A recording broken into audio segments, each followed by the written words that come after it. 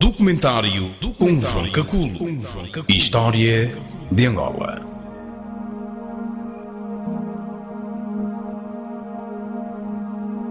A independência do Congo belga, em 1960, teve uma grande influência no despoletar dos acontecimentos que marcaram o início da atuação dos movimentos independistas em Angola. Este acontecimento acelerou o ressurgimento de grupos políticos angolanos. No princípio dos anos 1960, três movimentos de libertação da UPA, FNLA, MPLA e UNITA desencadearam uma luta armada contra o colonialismo português. O governo de Portugal recusou-se a dialogar e prosseguiu na defesa até ao limite do último grande império colonial europeu.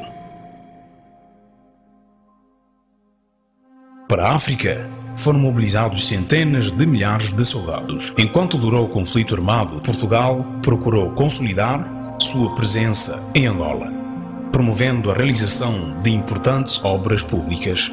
A produção industrial e agrícola conheceram neste território um desenvolvimento impressionante. A exploração do petróleo de Cabinda iniciou-se em 1968, representando em 1973 cerca de 30% das receitas das exportações desta colónia. Entre 1960 e 1973, a taxa de crescimento do PIB, Produto Interno Bruto, de Angola foi de 7% ao ano. Independência e Guerra Civil. A guerra, que durou 27 anos, pode ser dividida em três períodos de grandes combates: 1965, 1991, 1992, 1994 e 1998 a 2002, intercalados por frágeis períodos de paz.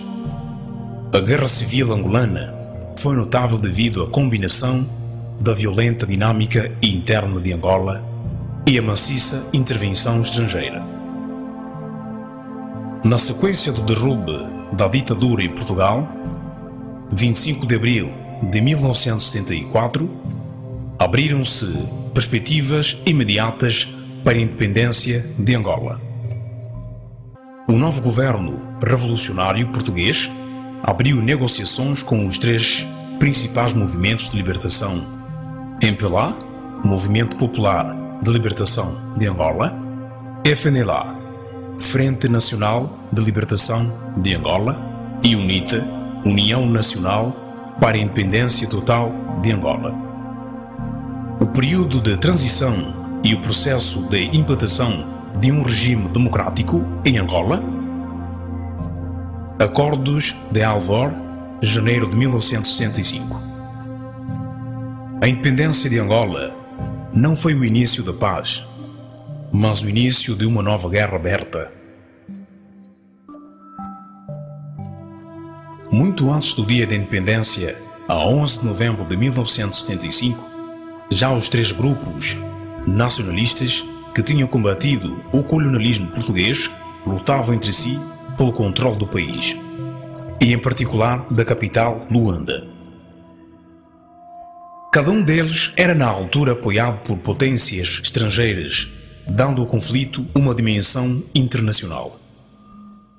A União Soviética e principalmente Cuba apoiavam o MPLA, que controlava a cidade de Luanda e algumas outras regiões da costa, nomeadamente Lobito e Benguela.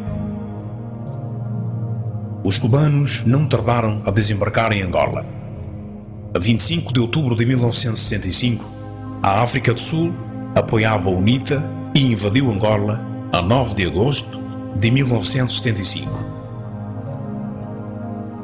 O Zaire, que apoiava a FNLA, invadiu também este país em julho de 1965. A FNLA contava também com o apoio da China, mercenários portugueses e ingleses, mas também com o apoio da África do Sul.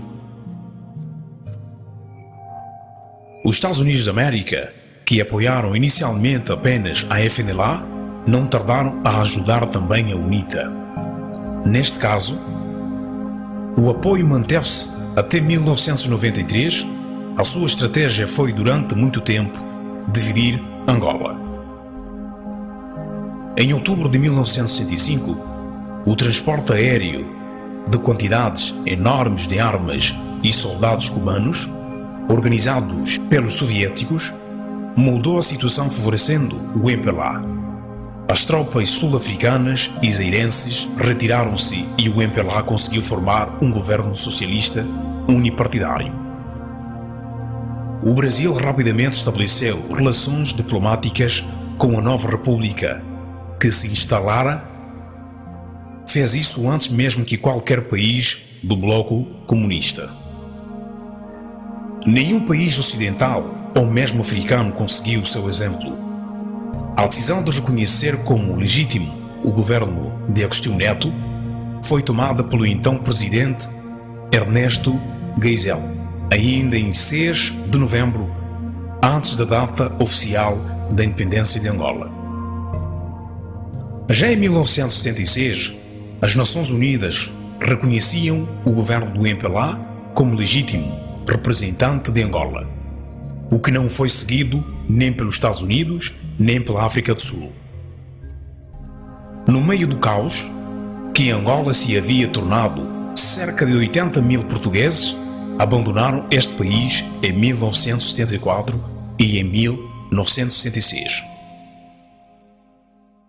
O que agravou de forma dramática a situação económica. A 27 de maio de 1967, um grupo do MPLA, encabeçado por Nito Alves, desencadeou um golpe de Estado que ficou conhecido como fraccionismo, terminando num banho de sangue, que se prolongou por 2 anos.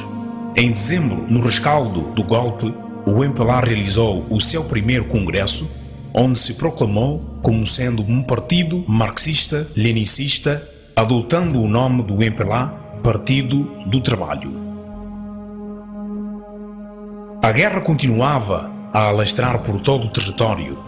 A UNITA e a FNLA juntaram-se então contra o MPLA. A UNITA começou por ser expulsa do seu quartel-general no Ambo, sendo as suas forças dispersas e expelidas para o mato. Mais tarde, porém, o partido reagrupou-se, iniciando uma guerra longa e devastadora contra o governo do MPLA. A UNITA apresentava-se como sendo antimarxista e pró-ocidental, mas tinha também raízes regionais, principalmente na população ovimbundo do sul e centro de Angola. Agostinho Neto morreu em Moscovo a 10 de setembro de 1979, sucedendo-lhe no cargo o ministro da Planificação, o engenheiro José Eduardo dos Santos. No início da data de 1980, o número de mortes e refugiados não parou de aumentar. As infraestruturas do país eram consecutivamente destruídas. Os ataques da África do Sul não paravam. Em Angola, de 1981, lançaram a Operação Smoke Shell, utilizando 500 mil soldados, blindados e aviões avançados mais de 200 km da província de Cunene, sul de Angola. O governo da África do Sul justificou a sua ação, afirmando que na região estavam instaladas bases do guerreiros da SWAP, Movimento de Libertação da Namíbia. Na realidade, tratava-se de uma ação de apoio à UNITA, tendo em vista a criação de uma zona libertada sob sua administração. Estes conflitos só terminaram em dezembro de 1988, quando em Nova York foi assinado o acordo tripartido Angola, África do Sul e Cuba, que estabelecia a independência da Namíbia e a retirada dos cubanos de Angola. A partir de 1989, com a queda do bloco da ex-União Soviética, sucederam-se em Angola os acordos de paz entre a UNITA e o MPLA, seguidos do recomeço das hostilidades em junho de 1989, em que Badolite Zaire, a UNITA e o MPLA estabeleceram uma nova trégua. A paz apenas durou 2 meses. Em fins de abril de 1990, o governo de Angola anunciou o reinício das conversações diretas com a UNITA com a vista ao estabelecimento do cessar-fogo. No mês seguinte, a UNITA reconhecia oficialmente José Eduardo dos Santos como o chefe de Estado angolano. O desmoronar da União Soviética acelerou o processo de democratização. No final do ano, o MPLA anunciou a introdução de reformas democráticas do país. A 11 de maio de 1991, o governo publicou uma lei que autorizava a criação de novos partidos, pondo fim ao monopartidarismo. A 22 de maio, os últimos cubanos saíram de Angola. Em 31 de maio de 1991, com a mediação de Portugal, Estados Unidos, União Soviética e da ONU, celebraram-se os Acordos de Bicesse, Estoril, terminando com a Guerra Civil desde 1975 e marcando as eleições para o ano seguinte. As eleições de setembro de 1992 deram a vitória ao MPLA, cerca de 50% dos votos, a UNITA cerca de 40% dos votos. Não reconheceu os resultados eleitorais. Quase de imediato sucedeu-se um banho de sangue, reiniciando-se o conflito armado, primeiro em Luanda, mas alastrando-se rapidamente ao restante território. A UNITA restabeleceu primeiramente a sua capital, Planalto Central, com sede no Ambo, antiga Nova Lisboa, no leste e no norte Diamantífero. Em 1993, o Conselho de Segurança das Nações Unidas embargou as transferências de armas e petróleo para a UNITA. Tanto o governo como a UNITA acordaram em parar as novas aquisições de armas, mas tudo não passou de palavras. Em novembro de 1994, celebrou-se o Protocolo de Lusaka, na Zâmbia, entre a UNITA e o governo de Angola, MPLA. A paz parecia mais do que nunca estar perto de ser alcançada. A UNITA usou o Acordo de Paz de Lusaka para impedir mais perdas territoriais e para fortalecer as suas forças militares.